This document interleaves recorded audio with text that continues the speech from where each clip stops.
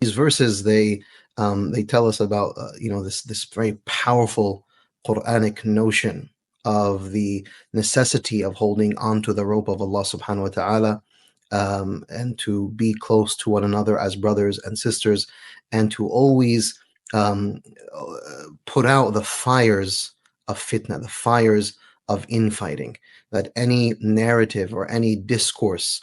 and sometimes, unfortunately, we experience this in our own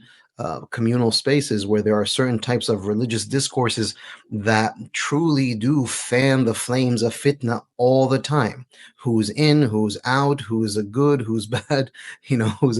a kafir, who's not a kafir, and it's just this type of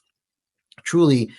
antithetical spirit to the way of Sayyidina Muhammad sallallahu alaihi wasallam. Imam al-Ghazali says that you should find every excuse to keep Muslimin within the fold. Whereas today, people think it's almost like a video game to try to sit there and analyze a person and then excommunicate them and exile from the community and tell them, they're X, Y, or Z. And so these types of fitan that may be excited in the Muslim space, we have a communal obligation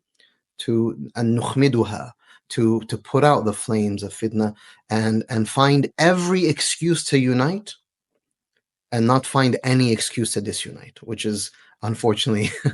sometimes we fall into. So we should find every excuse to unite, every excuse to have a good opinion of our brothers and sisters, every excuse to do to do a ta'wil, to explain away a brother or sister's shortcoming. Perhaps you saw them in a particular light. You say, no, wallahu alam, perhaps it could have been, and you give endless excuses,